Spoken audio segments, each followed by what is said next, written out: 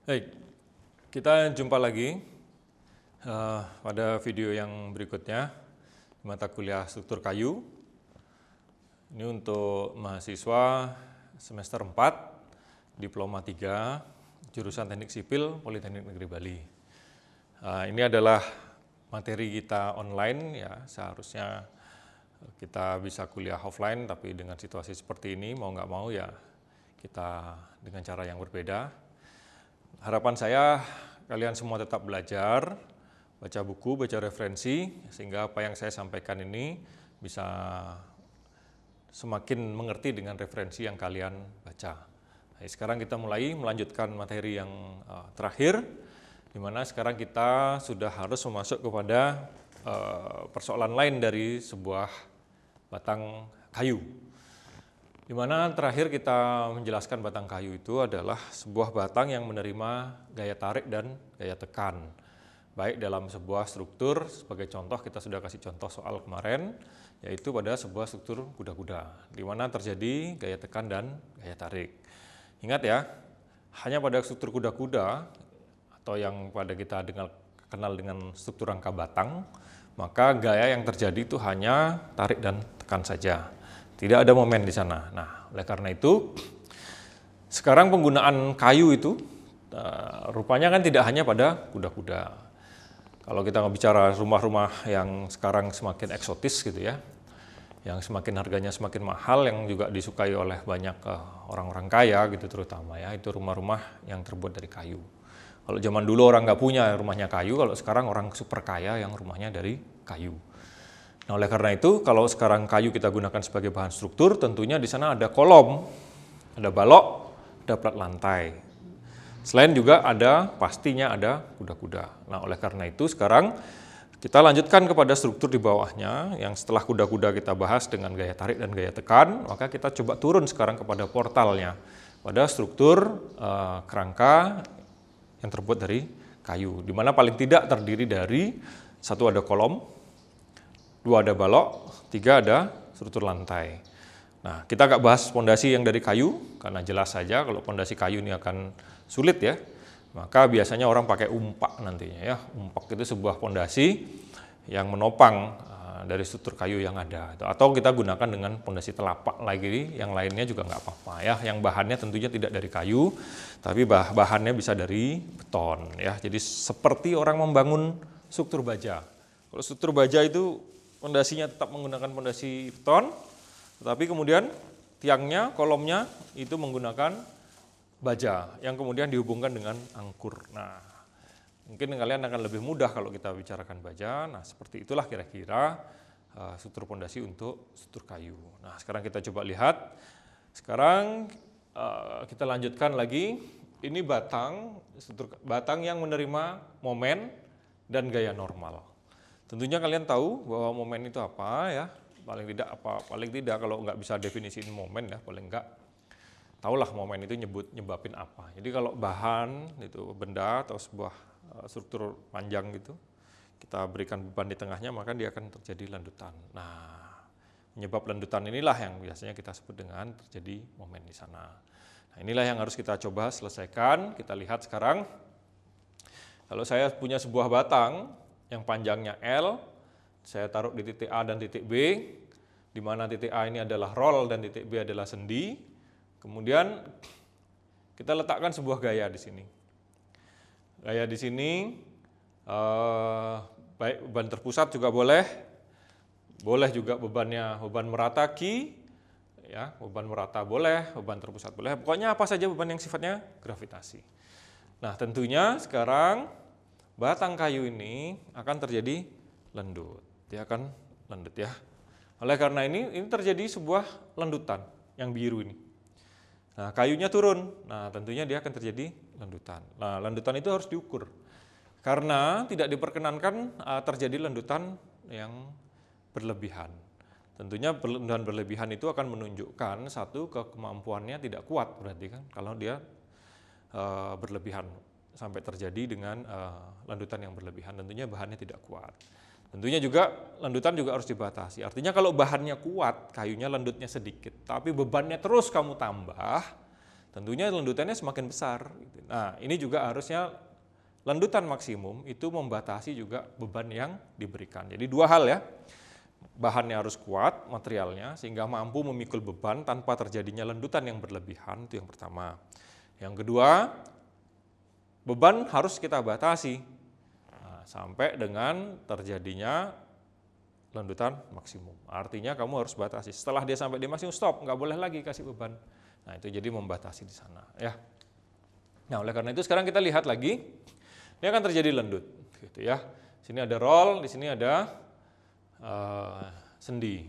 Sekarang kalau kita lihat, kalau kita kasih beban P di tengahnya, maka kayunya akan terjadi lendutan yang biru. Sini kalau saya gambarkan bidang momennya. Tapi ini bidang momen untuk beban merata ya sebetulnya, bukan untuk beban P. Kalau beban P kan dia bentuknya segitiga. Tapi kan sekali lagi kita lihat, benda itu nggak mungkin terbentuk menjadi sebuah segitiga seperti garis begini, nggak mungkin. Pasti dia akan membentuk sebuah busur gitu ya. Nah, oleh karena itu saya gambarkan busurnya saja. Nah, ini ada, kita anggap di tengah sini, bukan kita anggap ya, di tengah memang terjadi momen maksimum. Kalau bentangnya pas di tengah-tengah, tapi ini bentuknya jangan dipermasalahin ya. Yang penting saya mau kasih tahu bahwa bendanya lendut gitu ya. Nah, sekarang kita lihat, kalau kita kasih beban, terus saya ambil sebuah pias di tengahnya, gitu ya, sangat kecil yang merah ini. Kemudian yang merah ini saya turunkan, bukan saya turunkan, saya besarkan ke bawah sini. Kita lihat, maka kita lihat penampang kayunya di sini. Ya kan? Di sini kita punya sebuah penampang kayu.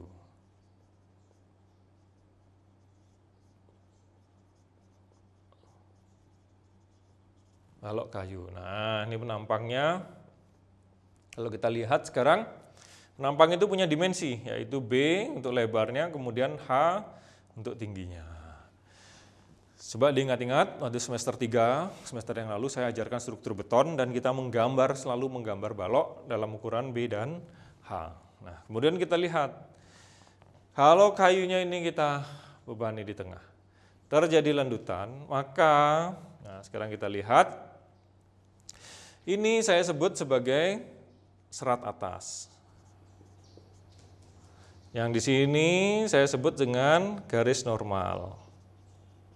Garis netral ya, garis netral. Yang di bawah saya sebut dengan serat bawah. Nah, atau saya tulis di sini boleh, terserah lah ya. Nah, kita lihat apa yang terjadi. Maka yang terjadi, kayunya lendut, di atas ini terjadi tekan, di bawah menjadi tarik. Ini sudah saya jelasin pada saat kita belajar struktur beton. Nah, titik peralihan di sini antara gaya tegangan tekan dan menjadi tegangan tarik, di sini ada titik peralihan. Titik peralihan itu adanya di titik 0. Kita sebut O atau titik 0. Di sini gayanya 0. Makanya tapi titiknya terserah, mau dikasih nama O boleh, dikasih namanya siapa saja boleh. Tapi di sini gayanya 0. Makanya di sini terjadi peralihan. Nah, inilah yang terjadi akibat adanya momen. Nah, di sini yang perlu dicatat adalah tegangan tekan sama dengan tegangan tarik. Apa yang beda? Beda arah. Beda arahnya saja. Yang tekan dan yang tarik. Tapi tekan dan tarik di sini itu bukan diakibatkan gaya luar yang bekerja. Sementara gaya tegangan tekan dan tegangan tarik ini terjadi karena momen yang membuat kayunya lendut. Nah, sehingga di dalam permukaan tersebut sebagian terjadi tekan dan sebagian di bagian bawah terjadi tarik. Nah, gitu ya. Berapa besarnya? Nanti kita lihat besarnya. Nah, berapa jarak titik O-nya ini? Jarak titik O-nya adalah YA yang di atas, yang di bawah kita sebut dengan YB. Yang ini atasnya adalah, jaraknya tentunya adalah H/2 dan H/2. Tapi perlu diperhatikan, ini untuk batang yang simetris, bentuknya segi 4 seperti ini. Jika nanti kita dapat batang yang bentuknya berbeda dari yang segi 4 ini, maka YA dan YB nilainya tidak akan sama. Sementara ini pada batang yang di sini, YA dan YB bentuknya ukurannya sama, karena kita gunakan batang yang simetris, dua arah. Secara X-nya dia sama, secara Y-nya juga dia sama. Jadi ini batangnya, berarti sehingga sekarang titik beratnya ini titik berat ya, atau titik netral, atau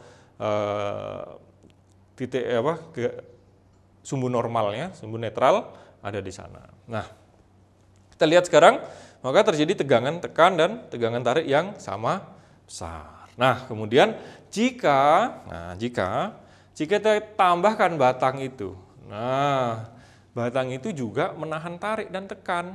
Nah, ini baru terjadi tambahan.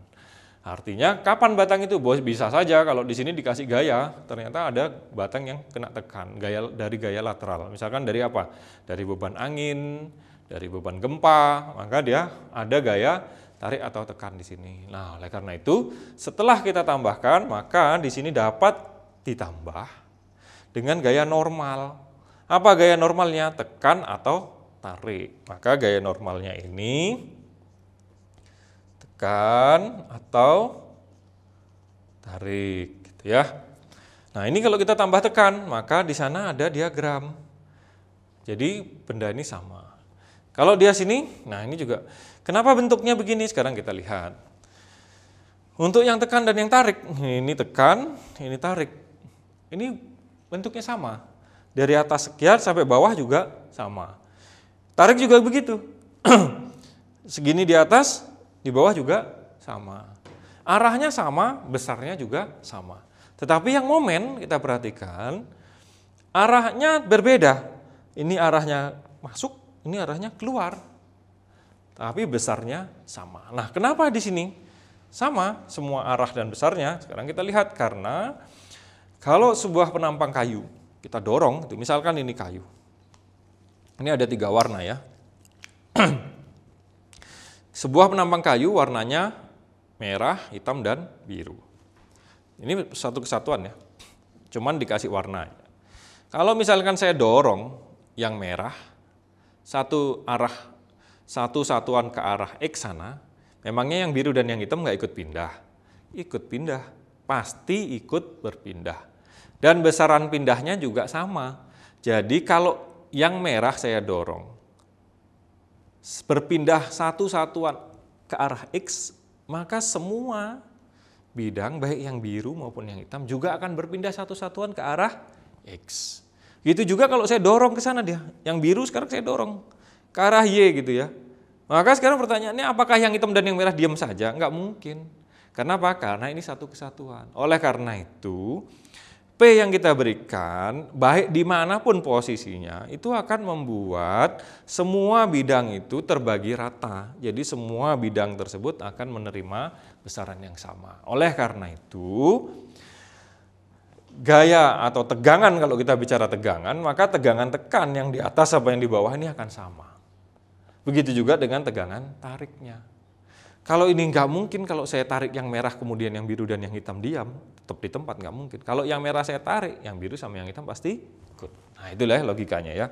Sehingga di sini sama semuanya. Nah, inilah yang terjadi pada kayu. Tetapi bisa saja asumsinya, sekali lagi, dia akan timbul gaya tekan atau tarik kalau dari luar. Nah, ini kan beban luar ini ya. Ini perlu diperhatikan.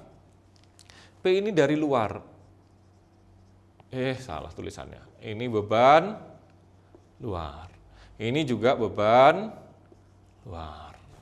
Kalau ini apa? Ini adalah reaksi gaya dalam. Apa yang terjadi pada penampang akibat adanya beban luar. Itu ya bedanya di sana. Nah, kalau beban luarnya tidak dikasih gaya P dan tarik maupun tekan, maka cukup dihitung dengan momen saja. Tetapi kalau dia ada tarik dan tekannya, tinggal tambahin tekan atau ditambahin dengan tarik. Apakah terjadi keduanya? Kayaknya nggak mungkin ya. Dalam satu bentang kayu terjadi tarik dan terjadi tekan. Nanti dia netral, pasti akan salah satu yang dominan kan. Kemarin sudah belajar menghitung gaya dalam ya. Sekarang kita lihat. Oke, kalau ini konsep ini sudah dipahami. Nah, sekarang kita lihat bagaimana aplikasinya. Nah, sekarang kita lihat di sini. Nah, ini nomor 1, maka kita punya 3 kemungkinan. Yang pertama itu kalau momen lentur saja. Jadi ini yang terjadi hanya ini saja. Nah, maka tegangan lentur yang terjadi pada struktur kayu adalah M dibagi dengan W. M itu apa? M itu adalah momen. Momen yang terjadi akibat beban luar. Jadi momen yang terjadi akibat beban. Nah, itu ya. Terus sekarang W itu adalah momen tahanan. Momen tahanan kenapa? Momen yang ditahan, siapa yang nahan? Orang di penjara. Wah, salah ya. Momen tahanan ini adalah akibat penampang. Nah, nanti kita bicarakan besarannya. Sekarang kita bicara prinsip dulu ya. Berarti M per W. Jadi tegangan yang terjadi, tegangan lentur adalah momen dibagi dengan momen tahanan. Dan ini harus lebih kecil dari tegangan izin lentur yang dimiliki oleh kayu. Nah, maka persoalannya nanti selesaikan dulu tegangan izin lenturnya, baru kita bisa menghitung. Nah, yang berikutnya, momen dengan tegangan tekan, dengan normal tekan. Artinya ada gaya normal yang tekan. Maka rumusnya jadi kayak gini. Tegangan, sebutin sendiri ya. Din ini harus lebih kecil dari tegangan izin tekan. Nah, ini dimana kondisinya nih kalau dilihat P-nya bebannya, P ini beban normal di sini ya, P ini. Nah, ini F ini adalah dimensi. Maka kita lihat ini alfanya ada di sini, ini apa ini namanya ya? Omega adalah faktor tekuk. Kita sudah pernah belajar tentang faktor tekuk ya. Nah, sekarang yang ketiga, jika dia terjadi momen dengan normal tarik. Nah, ini maka sekarang dia terjadi ini. Ini momen, ini normal tarik. Ini momen, ini normal tekan. Maka kalau dia pakai normal tarik, di sini harus lebih kecil dari tegangan izin tarik yang terjadi. Bagaimana mencari nilai besaran ini sudah pernah diajarkan. Nah, itulah dia hal-hal yang harus diperhatikan. Dan untuk rangka batang yang tidak terlindungi, L-nya adalah lanjutannya adalah L dibagi 700. Nah, jika kita perhatikan di sini, tentu saja untuk rangka batang ini yang tidak terlindungi ini lanjutannya izinnya sangat kecil kalau dibandingkan dengan yang lainnya, karena pembaginya kan paling besar dia 700. Jadi nggak boleh lendut banyak-banyak, lendut dikit aja dia sudah harus dibatasi. Dan lendutan itu harus selalu diukur ya, diukur untuk menyatakan kondisinya selalu aman, gitu ya. Setelah kita tahu bahwa sebuah elemen batang kayu itu terima tarik, dapat terima tekan, dapat terima momen, dapat terima momen plus tekan, atau dapat terima momen dengan tarik. Nah, dan kita sudah mencoba untuk mengaplikasikan batang tekan batang tarik pada sebuah struktur kuda-kuda. Nah, sekarang kita coba aplikasikan nih, supaya batangnya tidak hanya batang tarik dan batang tekan saja, tetapi ada batang yang mengalami lentur. Nah, sekarang kita coba aplikasikan dia kepada sebuah tugas ya. Jadi tugas ini harus kalian hitung, selesaikan dimensi-dimensinya. Sekarang kita coba sebuah tugas aplikatif dari struktur kayu dengan bangunan 2 lantai. Jadi kalau kita pakai yang sederhana saja, sebuah denah gitu misalnya. Denahnya kita ambil default begini. Nah, yang sederhana aja, misalkan seperti ini ya. Nah, gitu. Dimana misalkan ini adalah 3,8, ini adalah 3,0, maka di sini ada pondasi, ada umpaknya dia, nanti juga sekaligus menjadi kolom. Nah, katakanlah ini kolomnya dia. Nah, kemudian kalau kita lihat kolom ini ada umpaknya, kita lihat tampak atasnya. Ya, umpak ini juga berfungsi sebagai pondasi, menyalurkan semua beban kepada tanah. Maka sekarang kita lihat denah dengan sekian ya, sederhana. Ini yang sederhana dulu.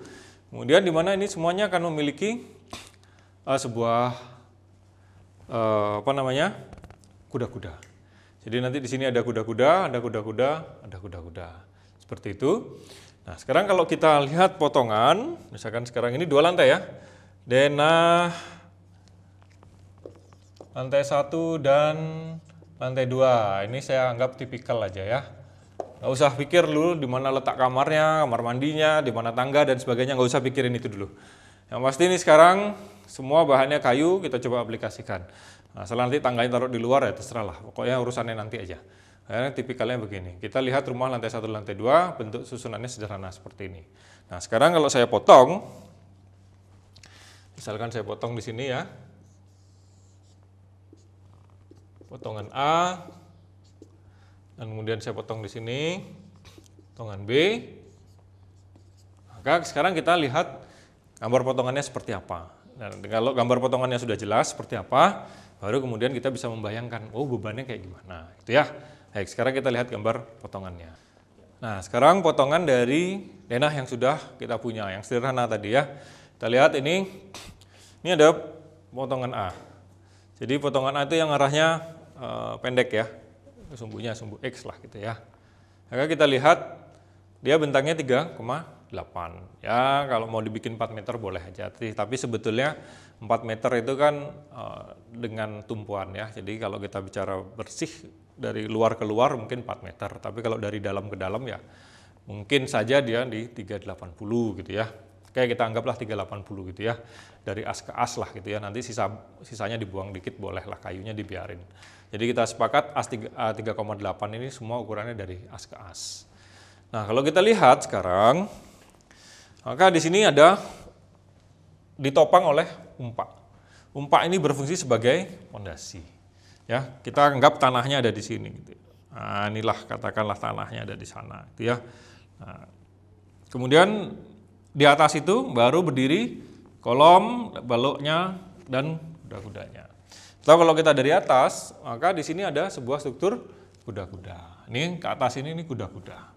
Apa saja bagiannya kan sudah tahu ya. Di sini ada di sini ada, nah gitu ya. Sudah tahu lah nih. Nah gitu ya. Kuda-kudanya. Nah, kuda-kuda ini kemudian bertumpu di sini. Bertumpu di mana? Inilah perletakannya dia. Maka titik ini dan titik ini ada perletakan dari kuda-kuda kepada siapa? Kepada kolom. Tuh. Nah, pada kolom. Kemudian kita lihat, berarti ada kolom ya, yang tingginya 2 kali 3,8. Jadi satu lantainya tingginya sekitar 3,8 meter. Nah kita lihat dari atas, maka ujung-ujungnya ini dihubungkan dengan balok. Lalu ada balok lagi di lantai 2, dan yang terakhir ada balok yang kita sebut juga sebagai sleeve. Nah kalau khusus untuk sleeve di sini kita anggap batangnya adalah batang tarik dan batang tekan saja, gitu ya. Nah sekarang kalau kita sudah, saya ingin fokus Anda pada menghitung yang mana. Hitunglah misalnya ini dimensinya kolom lantai 2 dan kolom lantai 1. Kemudian balok lantai 2, gitu ya. Itu dihitung, nanti dapat berapa. Kemudian nanti kita lihat platnya seperti apa bekerjanya dia. Nah, sekarang kita lihat potongan kayak gini. Nah, sebuah di atas ini untuk lantainya kita gunakan papan. Nah, ini nih pakai papan dia. Jadi ini papannya kecil-kecil gini ya. Kalau saya potong gitu misalkan papannya seperti ini. Nah, itu papannya. Nggak tahu papan berapa. Tapi sekarang kalau terlalu mahal ya papannya pakai multiplex yang tebal 2 cm itu boleh dipakai. Nah, papan itu arahnya sudah benar tadi, ini enggak usah di titik-titik ya. Nah, salah lagi. Jadi gambarnya kacau jadinya nih. Udah benar ini. Nah, benernya papannya diarah ke sana memanjang. Arah ke sana kan karena papannya kecil-kecil. 1 2 3 4, maka di sini harus ditopang dengan usuknya. Kalau nggak ada usuknya nggak bisa dipaku. Papannya nggak bisa dipaku, ini udah benar. Nah, usuknya ini yang punya jarak tertentu gitu. Misalkan sekarang jarak usuknya berapa? Jarak as ke as ya, kalau kita tambahkan gitu misalkan. Nah, katakanlah ini usuknya yang tebal boleh, nanti kita hitung. Kita katakanlah ini jaraknya sekarang 40 cm. Nah, 40 cm jaraknya. Nah, setelah itu baru siapa yang menopang? Jadi papannya dipikul oleh usuk. Jadi papan dipikul oleh usuk. Usuknya dipikul oleh siapa? Oleh balok lantai 2. Nah, setelah itu balok lantai 2 dipikul oleh siapa? Oleh kolom lantai 1, gitu ya. Nah, sekarang kita lihat, kalau sudah seperti itu, pada potongan ini saya harap sudah jelas, di potongan A, sekarang kita lihat di potongan B seperti apa. Nah, ini potongan B-nya, kita gunakan dari atas ya, kita gunakan 3 buah kuda-kuda. Jadi kuda-kuda yang satu, kuda-kuda kedua, kuda-kuda nomor 3. Jadi kalau kita kasih nomor 1, 2, dan 3, nah, 3 kuda-kuda ini dihubungkan dengan apa? Dengan ikatan angin ini dan balok nok yang di atas ini. Gitu ya. Nah, jadi ikatan angin ini buat apa ya? Dia buat nahan ya. Kalau enggak ya penting dia harus stabil gitu ya untuk memberikan stabilitas. Nah, ada 3 kuda-kuda yang semuanya ditopang oleh masing-masing oleh siapa yang menopang, yaitu kolom-kolom masing-masing. Nah, kolomnya ada baloknya, tentunya baloknya semua arah, makanya ini baloknya ada yang merah ini. Nah, ini semua arah. Kemudian paling penting kita lihat sekarang adalah ini yang harus dihitung oleh kalian, yaitu kolom lantai 2. Ini juga ada kolom lantai 2.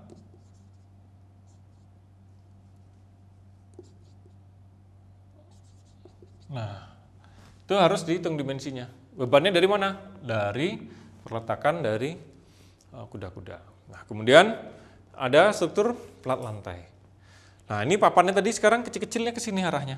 Kecil-kecil arahnya ke sana semua. Nah, papan itu dipikul oleh siapa? Oleh usuk. Dipaku di usuknya. Lalu usuknya yang nahan siapa? Usuknya yang nahan balok. Balok ini yang menahan usuknya. Itu ya. Nah, dengan demikian baloknya harus kamu hitung. Nah, balok lantai 2 ini harus dihitung. Balok lantai 2 ini harus dihitung. Harus dihitung. Mau hitung usuknya juga boleh. Ini usuknya juga harus dihitung. Jadi kalian harus hitung strukturnya. Kalau papannya nggak usah dihitung. Papannya nggak usah dihitung. Hitung nanti usuknya saja. Kira-kira usuknya akan memikul beban berapa per, nanti kita lihat ya. Nah, jadi untuk aplikasi ini, nah ini panjang ini 3 meter dan 3 meter. Tentunya tingginya sama dengan ini. Kita nggak fokus lagi di kuda-kuda. Kuda-kudanya sudah kalian selesaikan di tugas 1 dan tugas 2. Karena ini tugas berikutnya. Nggak tahu nih namanya tugas 3 boleh lah ya. Tugas 3 gitu ya. Nah, sekarang kita lihat, sehingga kalian harus menghitung dari sini. Ini semua yang harus kamu selesaikan. Pertanyaannya perlu dicatat, tentukan dimensi dari 1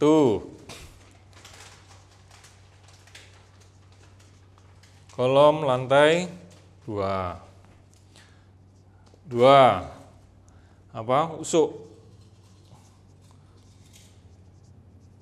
usuk lantai. Yang ketiga harus diselesaikan adalah balok lantai 2. Dan yang keempat harus diselesaikan adalah kolom lantai 1. Nah, 4 ini coba cari sekarang dimensinya. Tentukan dimensinya ini. Nah, tentunya saja harus dihitung dengan kemarin ya, tegangan-tegangan izin yang sudah diberikan. Nah, inilah kira-kira tugasnya. Nah, jika kalian menemukan sebuah gambar, misalkan di internet atau di mana saja, mau dipakai untuk tugas, silahkan. Ini cuman bentuk sederhananya saja.